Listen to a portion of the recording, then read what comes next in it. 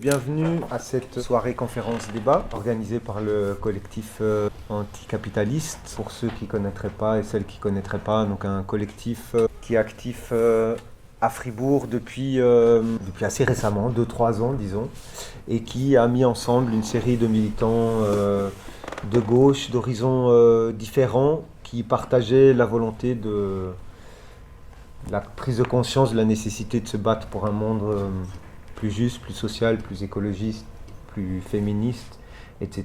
Et qui partageait aussi la conviction que pour arriver à ça, il va falloir affronter le système capitaliste et sa logique de profit à tout prix qui justement ne permet pas, qui on voit aujourd'hui, qui tombe de plus en plus le masque, son masque raciste, génocidaire, militariste, exploiteur, etc.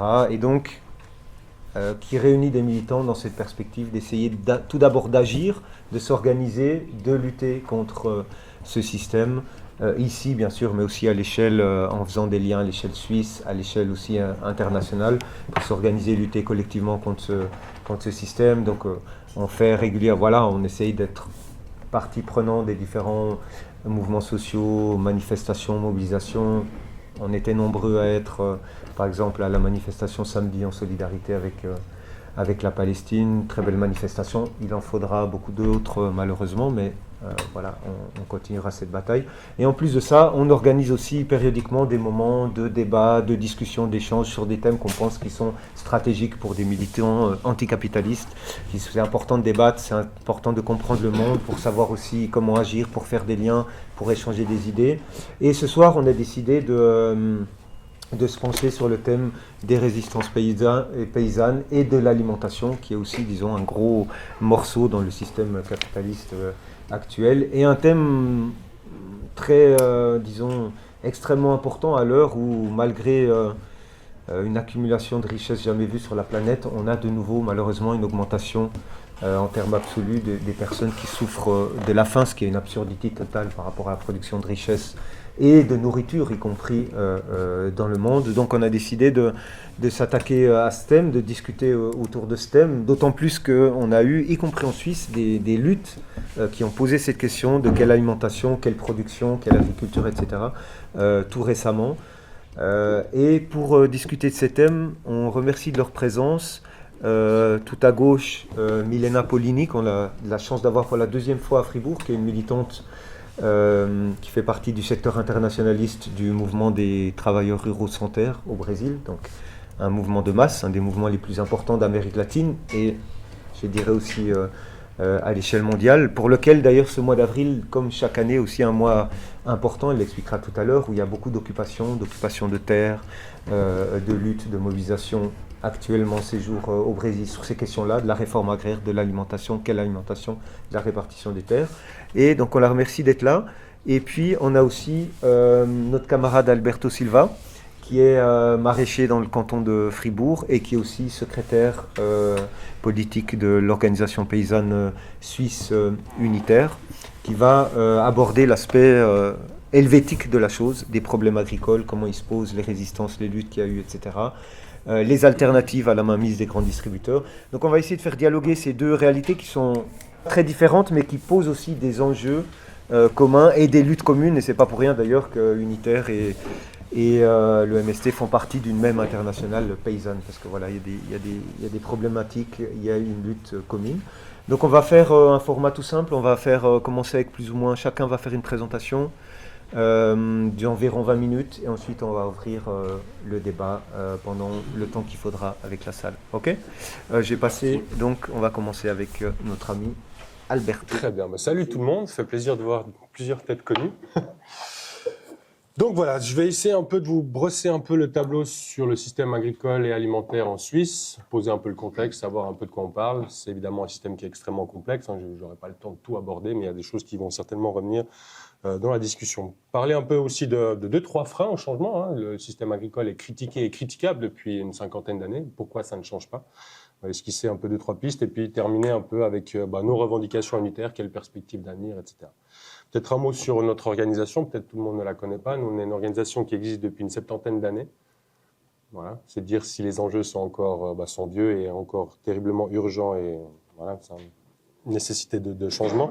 On est présent dans toute la Suisse, on a à peu près 1000 membres répartis dans toute la Suisse, avec, disons, une grosse activité en Suisse romande. Et notre combat principal, c'est une agriculture paysanne, diversifiée, solidaire, rémunératrice, qu'on peut mettre sous le chapeau de la souveraineté alimentaire. Je sais pas, pour celles et ceux qui se souviennent, on avait voté sur la souveraineté alimentaire en 2018, donc c'était une initiative qui était sortie de notre organisation. Et je rappelle quand même rapidement la définition de la souveraineté alimentaire. Donc, la souveraineté alimentaire est le droit d'une population, d'un État ou d'une région à définir leur propre système politique, agricole et alimentaire, sans dumping vis-à-vis des autres pays. Et voilà, la souveraineté alimentaire, on la défend au sein de la Via Campesina et c'est vraiment une alternative paysanne au libre-échange. Et un de nos gros combats, qui est extrêmement difficile, je ne vous le cache pas, c'est de sortir l'alimentation des traités de libre-échange, en tout cas ne plus en faire une marchandise comme une autre. Posons le contexte de l'agriculture en Suisse. Alors, on assiste un peu comme dans tous les autres pays, en tout cas en Europe occidentale et dans les pays occidentaux, à une disparition des fermes. En 1975, il y avait plus de 110 000 fermes. Maintenant, on est à 447 000, donc ce qui fait à peu près 2 à 3 fermes qui disparaissent chaque jour. Il s'agit d'une évolution non pas naturelle, comme l'USP, l'Union Suisse des Paysans, qui est le syndicat majoritaire en Suisse. C'est vraiment une conséquence des choix politiques liés au libéralisme, au capitalisme de ces dernières années. On a de moins en moins de fermes, mais ces fermes sont toujours plus grandes, toujours plus spécialisées. Elles font 2, 3, 4 cultures, pas beaucoup plus. En Suisse, on a 1 million d'hectares agricoles. Ça, c'est à peu près non négociable avec la topographie du pays qu'on a. Donc, un des enjeux, c'est de maintenir ces surfaces productives. C'est pour ça qu'on s'est engagé contre les autoroutes, notamment, ce genre de combat. Je le disais, les fermes sont de plus en plus grandes. En Suisse, une ferme moyenne, c'est 22 hectares et ce chiffre est en constante augmentation. 22 hectares, c'est pas beaucoup en comparaison internationale. Je crois qu'en France, ils sont autour des 400-500 hectares par ferme. Mais voilà, à nouveau, la topographie de notre pays ne le permet pas d'avoir des fermes plus grandes, bien que 22 hectares soient déjà suffisamment grands. En Suisse, c'est le secteur économique le plus endetté, qui compte également le plus de suicides. Donc, c'est quand même tragique pour des personnes qui produisent la nourriture qu'on mange tous les jours. Et on a un taux d'auto-approvisionnement, donc notre capacité de production en Suisse est en dessous de 50%, on est à 49%. Ça, c'est également un des gros enjeux. Un autre gros enjeu, c'est tout ce qui est accès à la terre. La moitié des agriculteurs et des agricultrices partiront à la retraite d'ici à 2040, donc l'enjeu, c'est de garantir ce renouvellement générationnel pour maintenir des fermes qui produisent de la nourriture. Et en Suisse, l'agriculture génère 21% des émissions de gaz à effet de serre de l'ensemble de l'économie. Mais enfin, je pense que vous l'avez déjà compris, tous les modèles agricoles n'ont pas le même impact. Il y a des modèles qui, au contraire, défendent l'environnement et la biodiversité et tout ça. Voilà, Guy a rappelé, c'était en janvier 2024 qu'il y a eu un peu des révoltes paysannes qui ont éclaté en Europe et en Suisse. Et un des gros enjeux, et encore il n'est pas assez mis en évidence selon moi, c'était les revenus agricoles. Par rapport en 2023, il y a eu une baisse de 6,3% du revenu par rapport à l'année précédente. Et le revenu mensuel moyen en agriculture est de 4 675 avec 66-70 heures par semaine, ce qui revient à un calcul horaire de 17 francs de l'heure. Et en Suisse, il n'y a pas beaucoup de monde qui pourrait vivre comme ça. Pourquoi les paysans s'en sortent? Parce qu'il y a des paiements directs, parce qu'il y a des aides étatiques. Mais ça, j'en reviendrai peut-être plus tard. On remarque également à des revenus agricoles extrêmement bas qu'un tiers des personnes engagées en agriculture doivent trouver un métier à côté pour vivre, pour survivre, ce qui est mon cas également. Moi, je travaille à Unitaire et je suis maraîcher. Donc, c'est quand même un peu triste, décevant, frustrant, tout ce que vous voulez, que les personnes qui produisent notre nourriture n'arrivent pas économiquement à s'en sortir. Un des gros enjeux, et ça on parlait beaucoup quand on parle d'agriculture en Suisse, c'est les paiements directs qui ont été introduits dans les années 90 à la suite de la libéralisation des marchés agricoles pour justement compenser cette dévalorisation financière des produits agricoles sur le marché. C'est à peu près un peu moins de 3 milliards par année de paiements directs. C'est un chiffre qui est extrêmement stable. Et le travail de l'USP, l'Union Suisse des Paysans, c'est de maintenir ce statu quo, de maintenir ces paiements directs. Enfin, chez nous, ça représente, chacune d'entre nous, c'est 550 francs d'impôts par année. Ce qui veut dire qu'en tant que consommateur, consommatrice, notre alimentation, on la paye 2 fois. Une fois par nos impôts et une fois quand on va acheter notre courgette à la Migros. Ce qui n'est pas encore la saison. Elles arrivent. Et en gros, une ferme à 50, en moyenne de 50%, c'est grâce au paiement direct. Donc c'est quand même quelque chose qui ne fonctionne pas. On voit que ce système est à bout de souffle, bout de course. Ce qui fait que les paysans et les paysannes sont plutôt des chasseurs, des chasseuses de primes plutôt que des personnes qui produisent de la nourriture. Et ça, il y a quelque chose qui ne joue pas. Et il y a aussi un paradoxe lié à ces paiements directs, c'est que c'est une activité économique extrêmement encadrée, administrée, contrôlée, mais qui ne protège en rien de la logique concurrentielle des marchés agricoles. Voilà. C'est pas hyper drôle ce que je raconte, mais voilà, c'est un peu le contexte. Voilà, j'avais toute une slide un peu sur tous les acteurs, les entreprises, les associations, mais ça, on va certainement en parler plus tard. Mais une des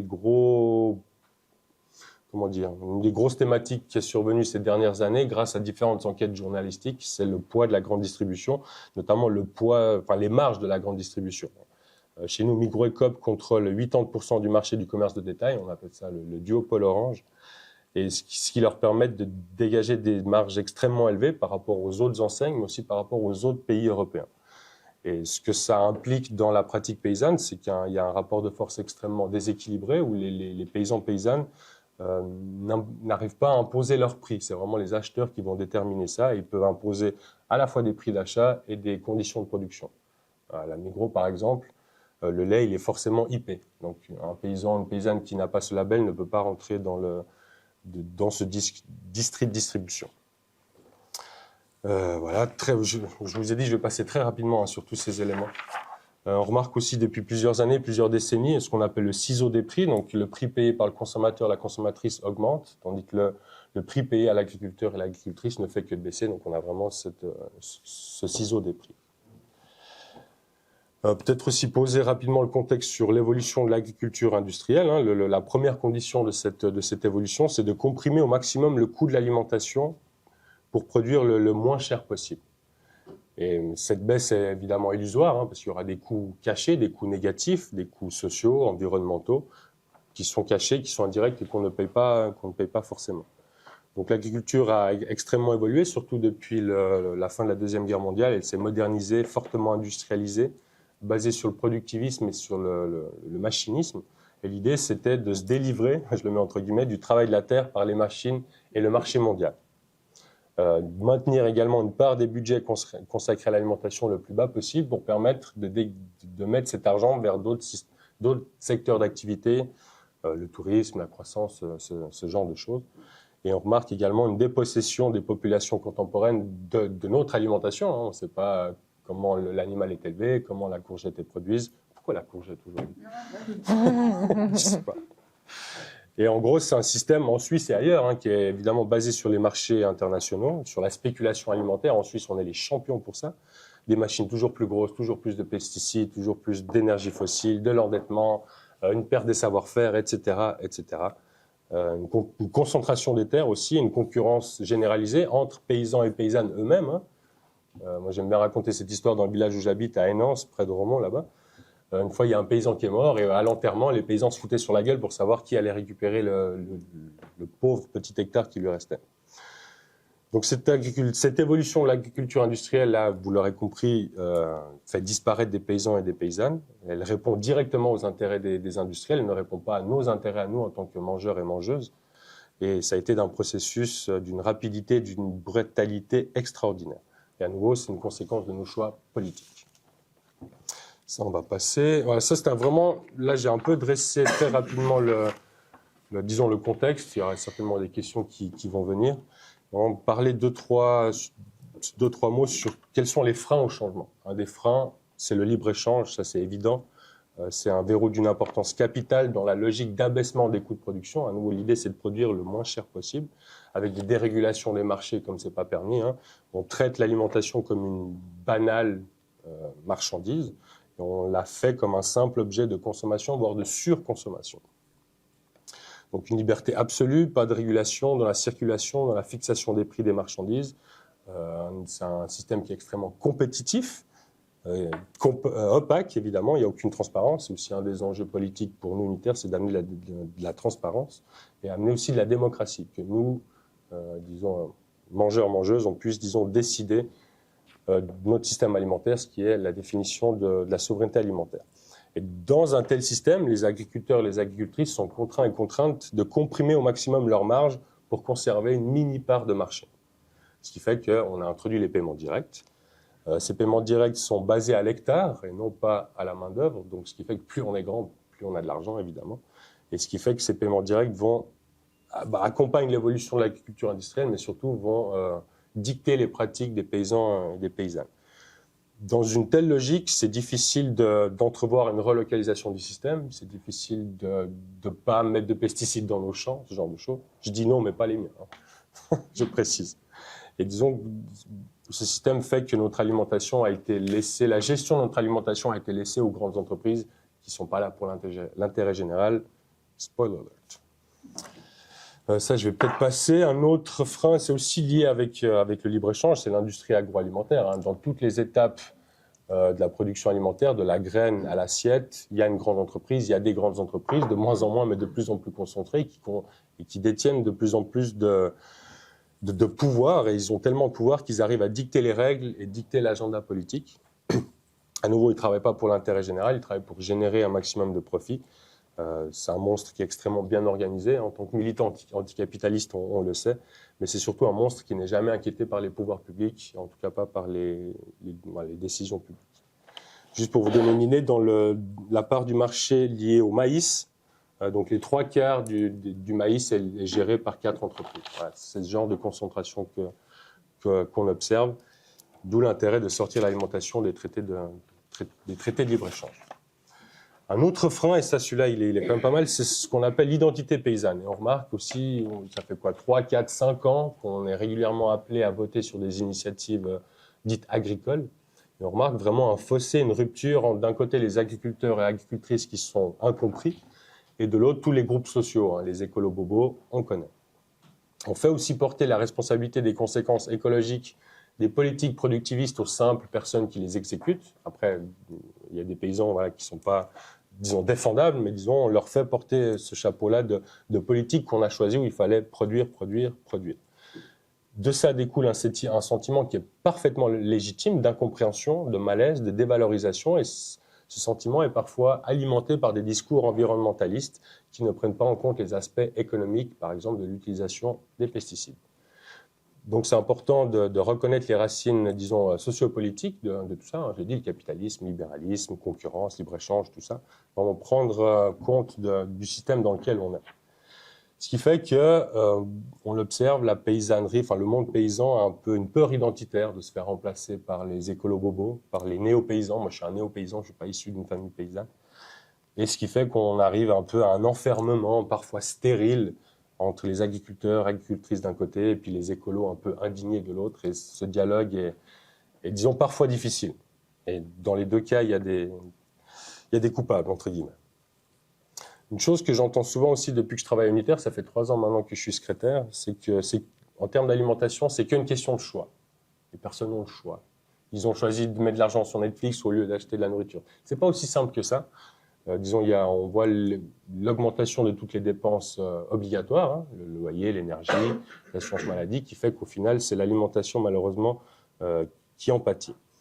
Très souvent, on présente les consommateurs et les consommatrices comme les seules personnes à pouvoir transformer l'agriculture. S'ils mangent bio, on produira bio.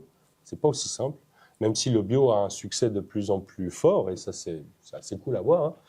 Mais c'est rarement ou jamais, grâce à des politiques publiques, on reste quand même dans un marché de niche et qui crée une alimentation à 2 vitesses. Donc l'alimentation saine, locale, bio est réservée à une élite et le reste est réservé aux personnes qui n'ont pas le choix, qui n'ont pas le choix financier.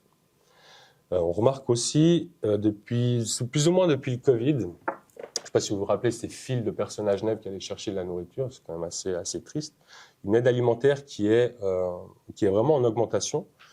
Cette aide alimentaire est basée sur la charité et non pas sur la solidarité, non pas sur un droit. Et une de nos revendications unitaires, c'est le droit à l'alimentation.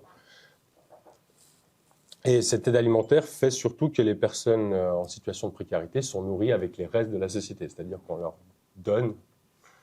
donne les restes qui restent dans les magasins.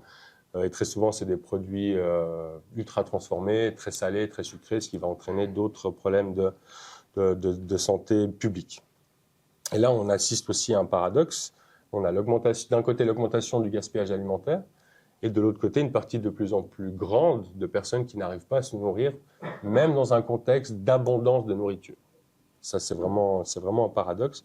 Et on peut se poser la question du sens de notre système agricole qui produit trop alors que les producteurs, productrices n'arrivent pas à s'en sortir et que de l'autre côté, des personnes n'arrivent pas à se nourrir. Et je rappelle quand même que la qualité première de l'alimentation est son accessibilité, qu'elle soit géographique ou financière. Tac, tac, tac. Maintenant, on peut présenter assez rapidement, disons, nos revendications, nos perspectives. Nous, on se base à Unitaire, à la fois sur la souveraineté alimentaire, mais également sur la déclaration de l'ONU sur le droit des paysans et des paysannes, la UNDROP. Il y a quoi, une vingtaine, il y a 28 articles, ça peut-être que j'enverrai à Guy qui pourra peut-être vous la faire suivre. Mais c'est en gros le droit à l'information, le droit à un environnement sain, le droit aux semences, le droit à la diversité, donc on se base pas mal là-dessus. Donc moi, une à deux fois par année, je vais à l'ONU pour essayer de mettre un peu la pression, où j'interviens dans des séances du Conseil des droits humains, pour le coup. Donc ça, c'est vraiment pour nous une boussole politique qui est extrêmement importante. Une autre perspective, une autre revendication, comme je l'ai dit très rapidement avant, c'est le droit à l'alimentation. À Genève, ce droit a été inscrit dans la Constitution cantonale en juin 2023, et de là découlent des expériences de caisses alimentaires à Genève, qui sont extrêmement excitantes à voir. Et là, l'enjeu, c'est de développer la démocratie alimentaire. C'est-à-dire qu'il y a des personnes d'un quartier, là, c'est au Paquis et à Mérin, c'est une autre commune, qui se sont mis ensemble pour, d'une part, comprendre comment fonctionne le système alimentaire, et l'idée, c'est de prendre des décisions en connaissance de cause. Nous, Unitaire et d'autres organisations, on a un projet qui s'appelle l'assurance sociale alimentaire. Donc, l'idée, c'est de développer une nouvelle assurance sociale sur le même modèle que l'AVS, où les caractéristiques sont l'universalité, donc c'est pour tout le monde, c'est l'obligation aussi. Et comme l'AVS, cette nouvelle assurance serait financée par des cotisations employeurs et employés, employeuses, employés. L'idée, c'est d'avoir un peu d'argent à la fin du mois sur une carte pour la faire valoir dans des lieux, ce qu'on appelle conventionnés. Donc, c'est des lieux qui ont été choisis par ces groupes de citoyens et de citoyennes que je parlais avant, et surtout pour des produits qui ont également été choisis. Donc, c'est vraiment une perspective qui peut être extrêmement intéressante pour soutenir l'agriculture paysanne locale qui ne résiste pas au rouleau compresseur de la grande distribution et de l'industrie, et surtout pour produire pour les besoins réels de la population. Et ces besoins doivent être exprimés à travers ces groupes citoyens. 5 minutes, très bien, j'arrive à la fin, je crois.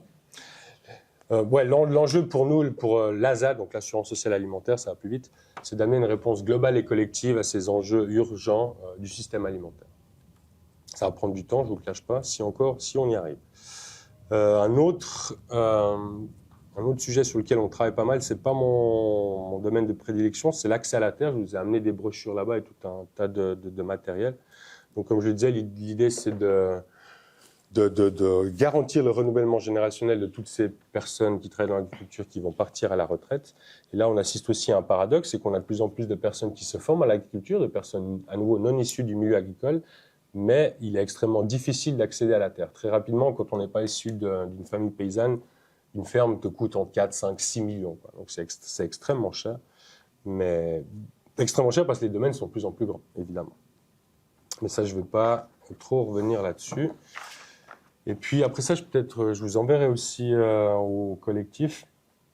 On a édicté toute une série de revendications en lien aussi avec la réforme de la politique agricole, pardon.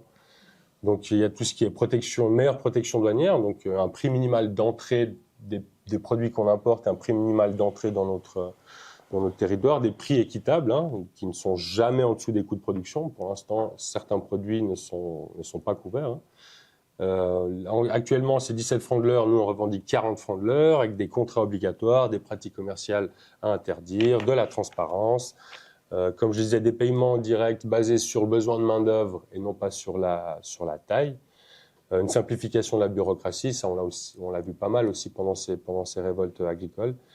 Et surtout, et je vais m'arrêter là, la mise en place d'un observatoire des prix, une mise en place rapide. Donc ça, c'est une initiative parlementaire qui émane à la fois des Verts et des Vertes et de notre secrétariat. C'est même moi qui ai écrit cette loi. Et elle est en discussion à Berne depuis 3 ans maintenant.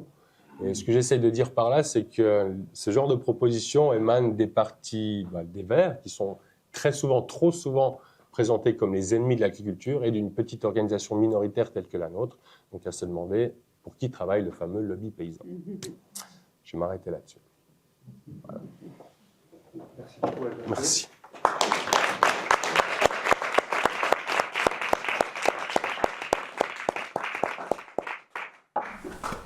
Et on va passer la parole à Milena pour le Nestlé. Bon, bonjour, je suis Milena. Je fais partie du secteur d'internationalisme du mouvement des Sans Terre. Évidemment, je suis brésilienne, donc mon français est là, bien sûr, d'accent. Peut-être j'oublie quelques mots, mais bon, je pense que ce n'est pas grave. Je travaille aussi comme traductrice, interprète, portugais-français, mais bon, la plupart de mon temps, c'est dédié au mouvement des Sans Terre.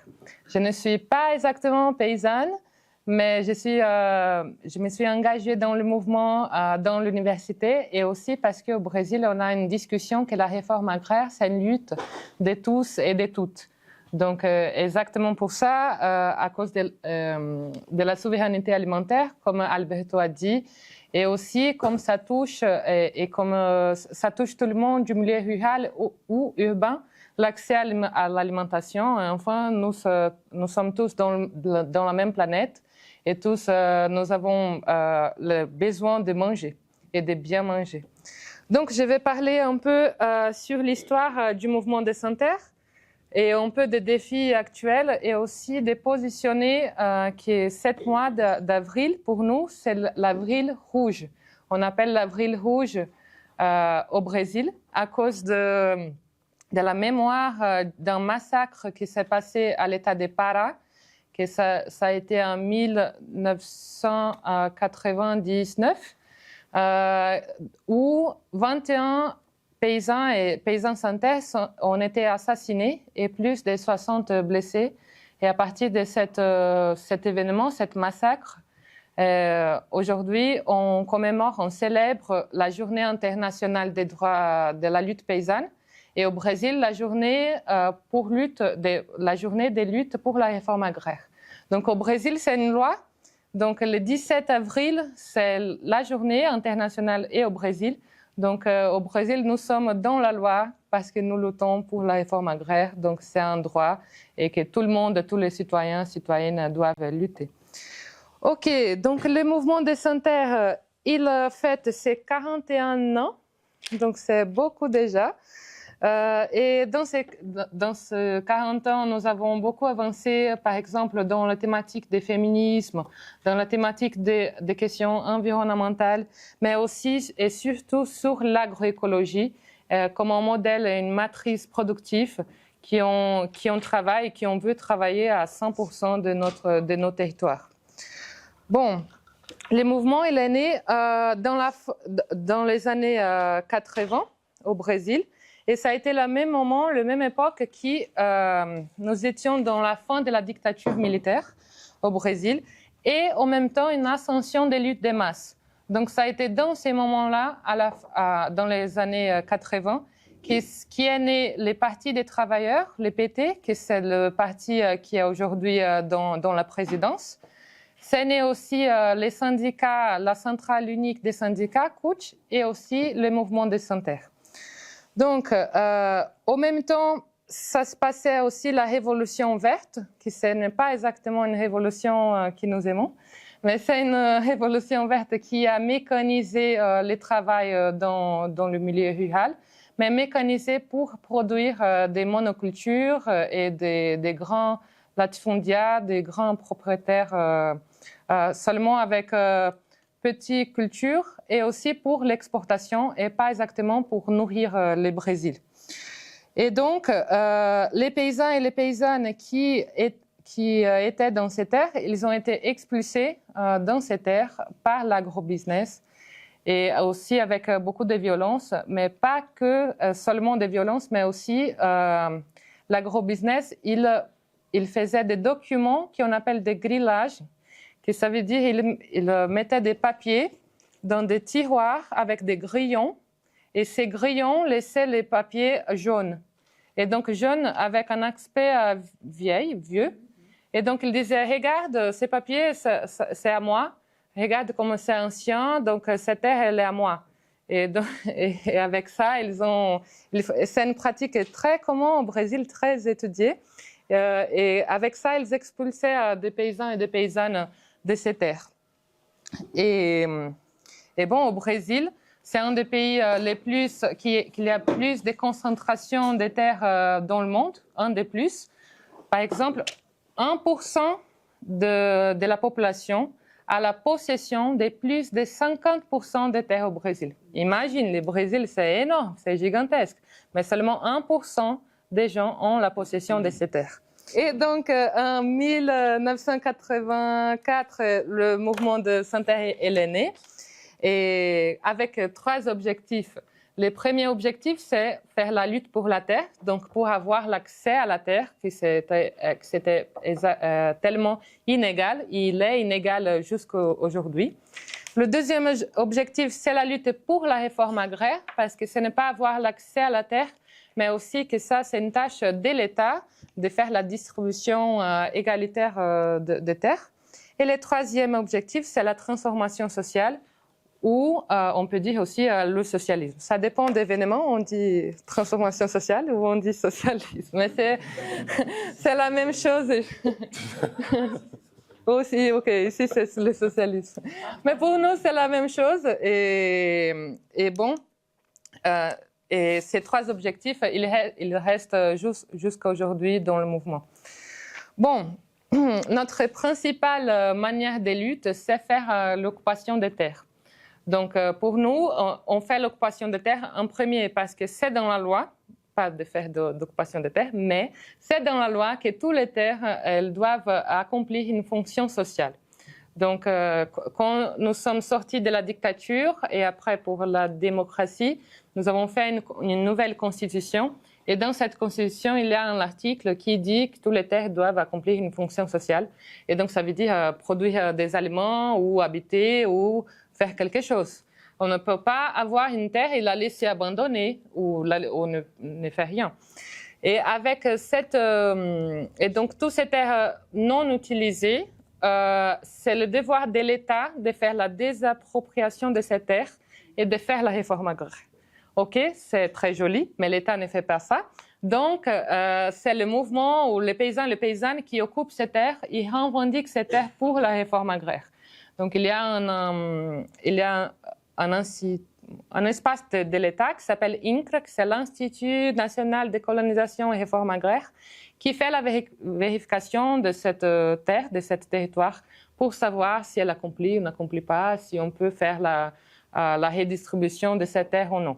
Et le pire, c'est que ces propriétaires de cette terre, ces propriétaires français, peut-être qu'il a grillé le papier, peut-être c'est violence, peut-être, on ne sait pas. L'État, il paye à la personne quand il va faire la réforme agraire. Donc, les grands propriétaires fonciers, ils ne perdent pas parce qu'ils reçoivent de l'argent pour l'État quand la terre est occupée, etc. OK.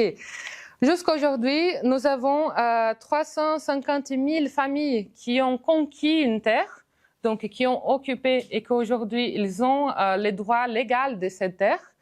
Mais il reste encore 100 000 familles qui attendent la régularisation de cette terre. Donc, qu'ils sont encore dans des occupations illégales, peut-être des occupations de plus de 20 ans, mais qui restent encore en attendant cette régularisation. OK, je reviens encore. Donc,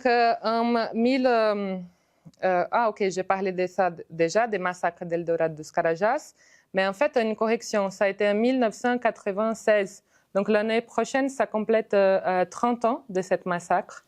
Et c'est pour ça que pour nous, ce mois d'avril, c'est le mois qu'on organise des occupations partout dans le pays. Et dans ces moments-là, plus de 20 actions on a fait déjà ces mois, d'actions de mobilisation, d'occupation, occupation de cet institut INCRE, occupation des terres, des marches, de mobilisation dans la rue, etc., des dénoncements des crimes environnementaux, enfin, et plus de 10 000 familles qui ont été engagées dans ces actions juste dans ces 10 jours. de ces derniers 10 jours. La journée pour nous d'Avril Rouge va finir le 17. Elle a commencé les 1er avril. Et on va faire d'autres occupations, d'autres actions. Donc nous sommes dans un moment très spécial au Brésil, ces moments-là. Et notre slogan cette année, c'est « Occuper pour les Brésils alimentés ». Nourrir. Pour nourrir les alimentés, ça va, non? OK. Donc, occuper pour les Brésils alimentés. Parce que on a une difficulté pour que la société brésilienne comprenne que les occupations ne sont pas des invasions, mais que les occupations sont pour produire des aliments sains, sans pesticides, avec une diversité de nourriture pour la population brésilienne et pour arriver à une souveraineté alimentaire. Donc les médias traditionnels des droites, elles disent « Ah non, le mouvement des Sans-Terre, ils font des invasions, ils sont de mauvaises personnes, ils sont de... Je ne sais pas comment on dit ces adjectifs en français, mais des mauvaises personnes, méchants, vilains, et tout ça. Et qui font le chaos et blablabla, et qu'ils vont envahir une terre à toi, ton appartement, et bon, ce n'est pas le cas. Mais donc, l'idée de ce slogan, c'est de dire ça, que nous faisons l'occupation pour produire des aliments sains, pour avoir l'accès à la terre des familles qui n'ont pas l'accès à la terre, et pour construire une vie d'une manière digne et d'une manière en respectant la nature, etc. Et le mouvement aussi a créé un nouvel concept en réalité, parce qu'on ne lutte pas seulement pour la réforme agraire, mais pour une réforme agraire populaire.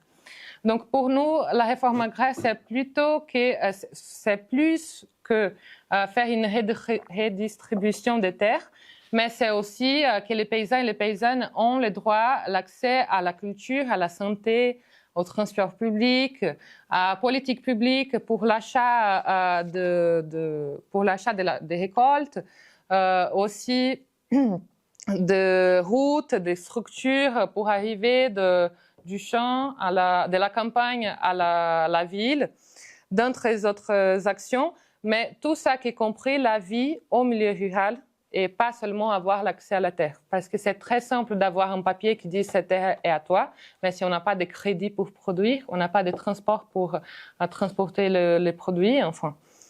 Et aussi au Brésil, comme en Suisse, mais d'une manière différente, il y a une dispute du modèle agricole, comme j'ai déjà dit.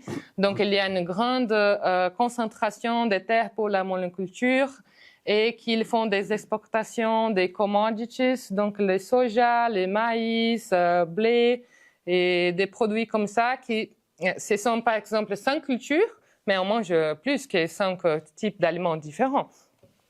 Et en plus, qu'ils produisent seulement pour l'exportation, ils détruisent l'environnement, ils font la déforestation, ils brûlent les forêts, ils font des violences et des expulsions des communautés traditionnelles, des paysans, des indigènes, des communautés autochtones, enfin.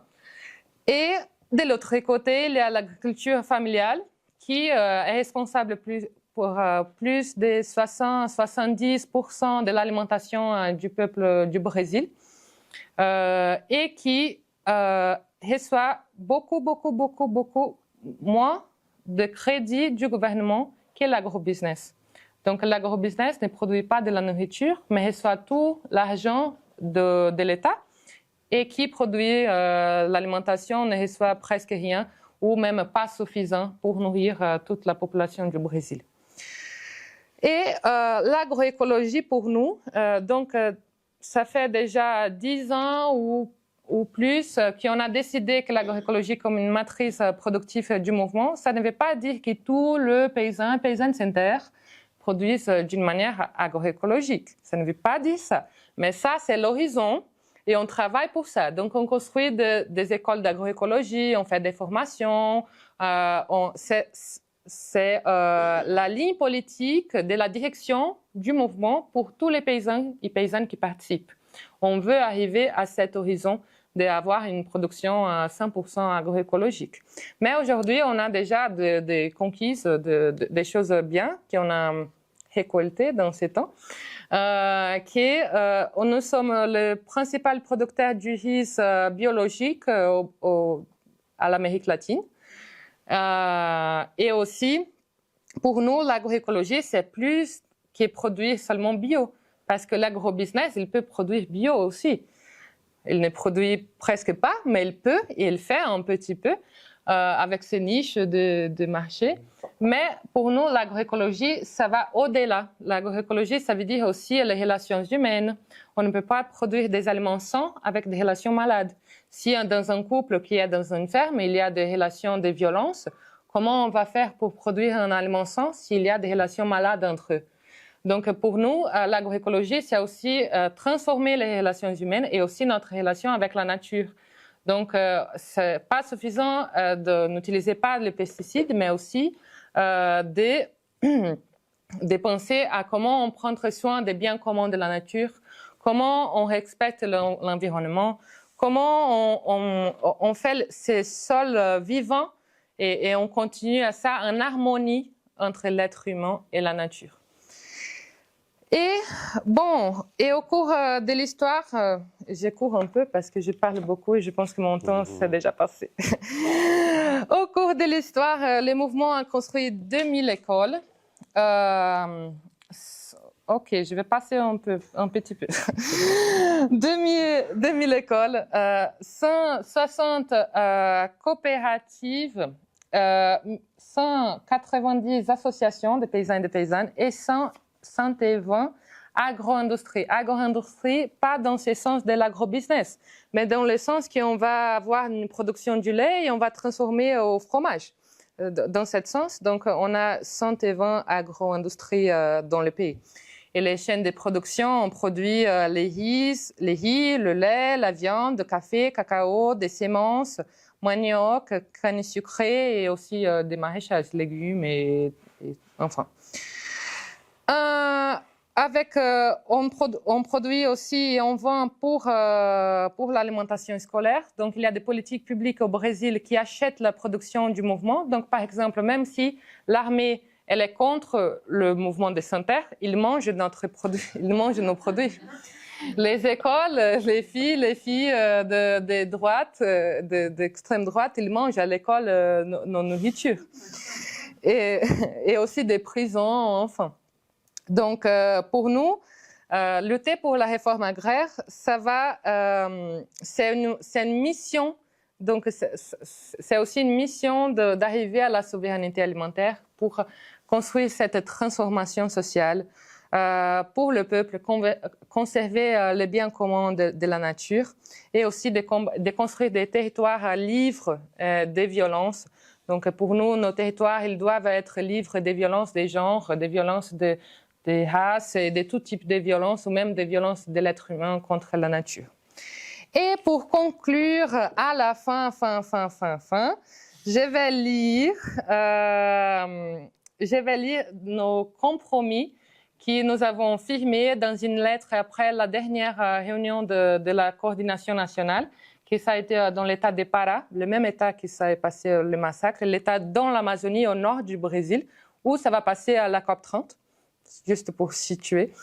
Et à la fin de la réunion de la coordination nationale, nous avons fait une lettre avec des compromis. Donc, je vais juste lire et après, ça finit et on va au débat.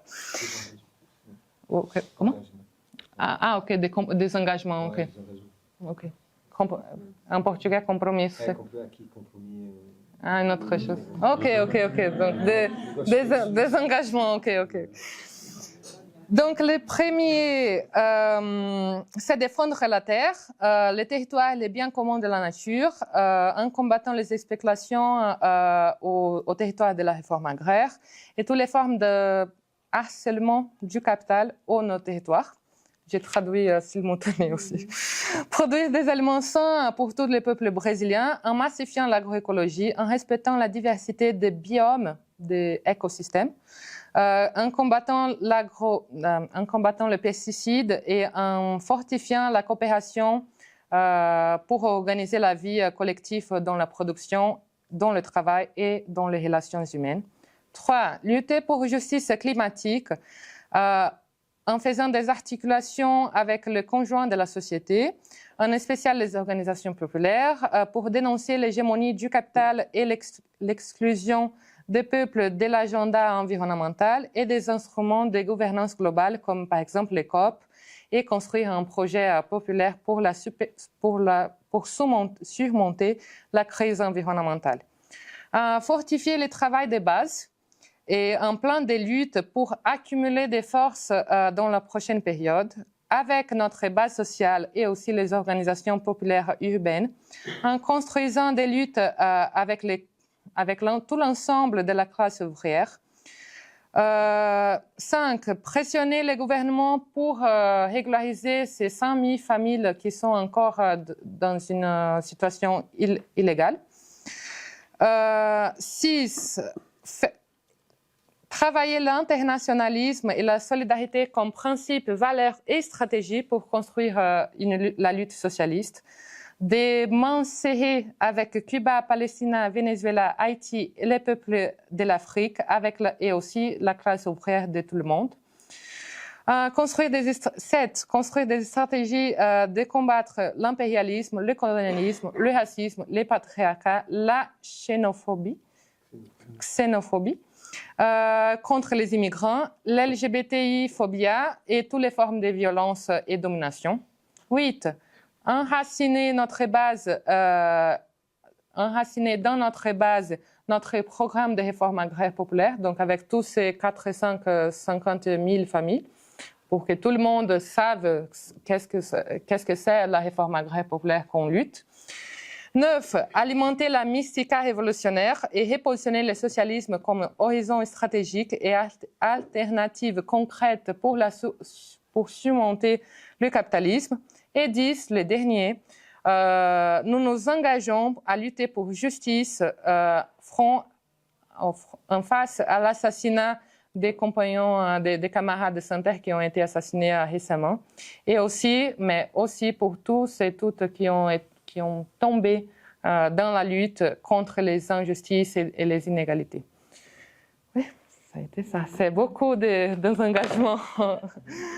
Force et courage pour tout le monde. Merci.